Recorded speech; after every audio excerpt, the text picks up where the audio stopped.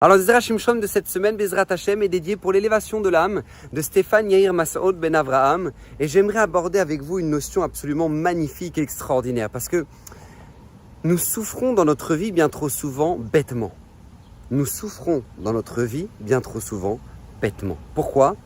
Parce que nous avons vécu des situations que nous aurions voulu jamais vivre, des actions que nous avons pu faire que nous regrettons amèrement, et on traîne ça avec nous, en se disant mais Rav, mais vraiment, si on m'avait prévenu, si quelqu'un m'avait guidé à ce moment-là, si quelqu'un m'avait dit, et voilà, maintenant regardez, c'est tellement grave ce que j'ai fait, mais comment j'ai pu me retrouver dans cette situation-là, comment j'ai pu faire ça, Rav, je m'en veux profondément, les gens ne me pardonnent plus, les gens ne m'en veulent, et c'est tout, j'ai l'impression que je suis impardonnable, Rav, comment j'ai pu faire ça ? Et voyez, ce sentiment-là d'amertume, c'est un sentiment que nous ne devons plus jamais avoir dans notre vie. Et éviter au maximum.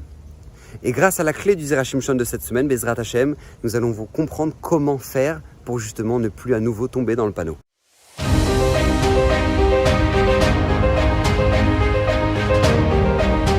Alors il faut essayer de comprendre comment deux notions qui sont enseignées dans la Gemara peuvent s'arranger. Parce que d'un côté, on nous dit un homme ne peut fauter, il ne peut se retrouver dans une situation de dégradation totale seulement qu'à partir du moment où maintenant il lui est rentré en lui un vent de folie. Il a une perte de conscience totale, il n'est plus maître de lui-même et il en est arrivé à faire telle faute. Donc c'est un vent de folie, d'accord ? C'est de là que vient l'expression en français, il a eu un vent de folie. Pourquoi ? Parce que c'est Ruach Shtut, ce que dit la Gemara. Et d'un autre côté, la Gemara nous dit qu'une des personnes qui est exemptée de faire Torah et Mitzvot, c'est une personne qui est folle. Une personne qui est folle est exemptée de faire Torah et Mitzvot parce qu'elle n'a pas de conscience, elle n'a pas de recul par rapport à ce qu'elle fait et elle n'arrive pas à être tout simplement consciente de la gravité de ses actes. Donc, a priori, si on réfléchit, ben voilà, c'est-à-dire quelqu'un qui faute, il est jamais chayav, il est jamais responsable de ses actes parce que c'est un vent de folie qu'il a eu.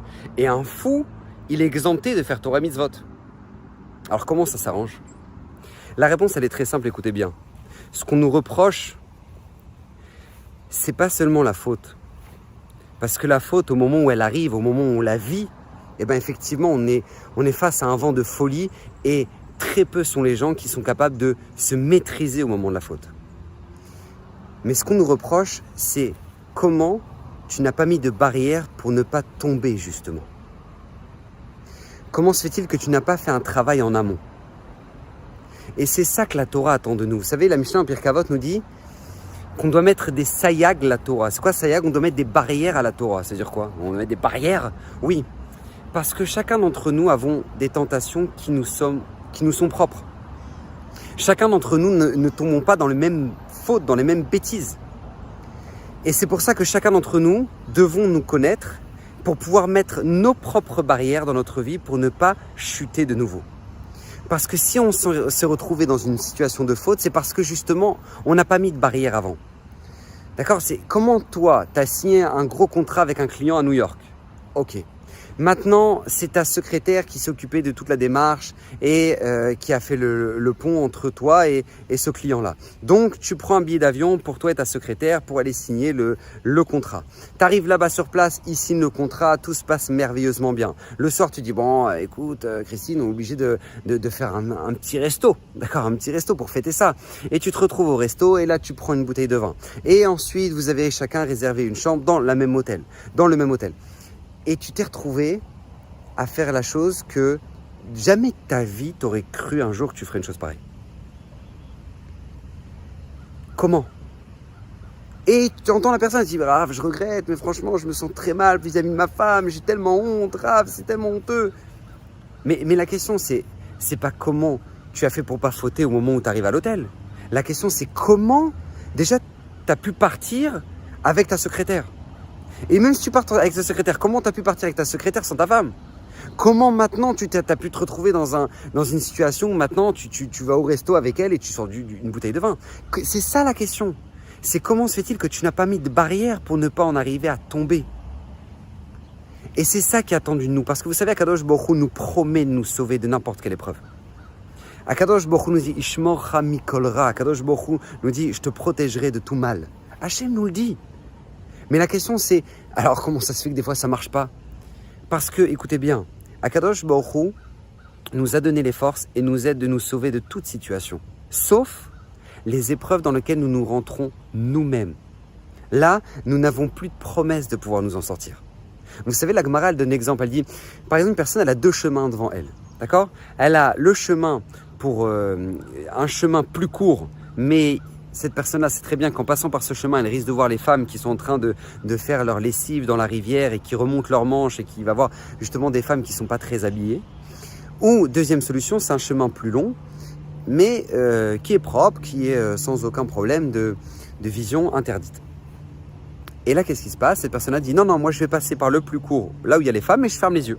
Et la Gemara nous dit, il va passer par le chemin où il y a les femmes, il ferme les yeux et il ne voit rien. La Gemara nous dit, il s'appelle un rachat. Ça s'appelle un impie. Pourquoi? Parce que tu n'es pas conscient que ce qui te sauve, c'est les barrières que tu es capable de mettre dans ta vie. Vous savez, je donne un exemple très simple. Il y a un rave en Israël qui s'appelle Rav Yaakov Zon. Rav Yaakov Zon raconte sur lui-même qu'il avait une tentation d'appuyer un peu trop souvent sur le champignon quand il conduit sa voiture. D'accord? Un peu trop souvent. Et donc il a décidé de vendre sa nouvelle voiture parce qu'il sentait que c'était dangereux pour acheter une voiture qu'il était persuadé et certain que jamais elle dépassera la limite de vitesse tellement elle est vieille et tellement elle est fatiguée. Et en fait, qu'est-ce qu'il a fait ici, Rav Yaakov Zon? Il a su mettre une barrière à un Yetzer Hara qui sait qu'il est extrêmement dangereux pour lui, parce que c'est sa vie qui est en jeu. Moi, je vois des garçons, ils me disent « Ah, mais voilà, je me retrouve dans des situations où voilà, je regarde des films et je suis dans mon téléphone et puis je m'en veux tellement, Rav, j'aimerais faire tchouva, c'est Kippour, c'est Rosh Hashanah, qu'est-ce que je peux faire ?» Mais en fait, la première chose à faire, c'est mettre un filtre. Mets un filtre à ton téléphone. Il y a des super sociétés, NetSpark par exemple, qui te mettent des filtres à ton téléphone. Et parce que tu peux dire, oh non, Bezrat Hashem, ça ne se reproduira pas. Mais il n'y a pas. Si tu veux pas que ça se reproduise, tu es obligé de mettre des barrières. Tu es obligé de mettre des barrières à ça. Les gens qui me disent, ah non, Rav, vraiment, la boîte de nuit, je sais très bien que ça va m'amener à rien, et je sais très bien que c'est pas bon, et je sais très bien qu'Hachem, il veut pas ça, mais qu'est-ce que vous voulez que je vous dise, Rav, c'est tellement dur, bon, Bezrat Hashem, je vais essayer d'arrêter. Mais c'est pas avant d'arrêter la boîte de nuit, il faut arrêter les mauvaises fréquentations parce qu'en général, tu vas pas en boîte de nuit tout seul. D'accord? Tu vas pas en boîte de nuit tout seul.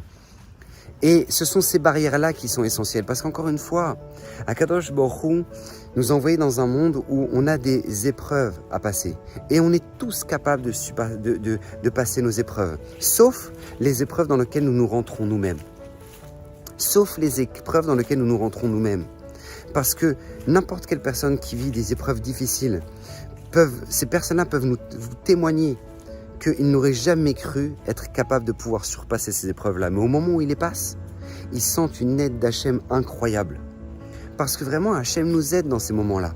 Mais à une condition, c'est que nous sommes capables de mettre avant tout, nous-mêmes, avec notre maturité, les barrières qu'il faut pour pas avant tout tomber là-dedans.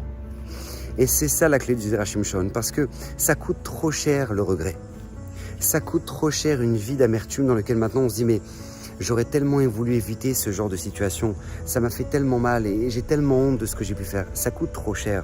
Donc nous dit Zera Shimshon, vous savez, au lieu de payer ce qu'on va regretter, mettez de l'investissement sur les barrières avant pour ne pas se retrouver dans des situations comme ça. Donc Bezrat Hashem, que le Srout du Zera Shimshon nous aide pendant cette période-là de Tchouva, Bezrat Hashem, à prendre les bonnes décisions, à savoir mettre les bonnes barrières au bon endroit, Bezrat Hashem, pour ne pas retomber, et que Akadosh Baruch Hu vous bénisse de toutes les brachot, et que le mérite du Zera Shimshon, qui a promis que tout celui qui l'étudiera régulièrement méritera une multitude de bénédictions, et que ces bénédictions résident dans vos maisons. Amen. Kenny Ratson Bracha Vatsacha la semaine prochaine.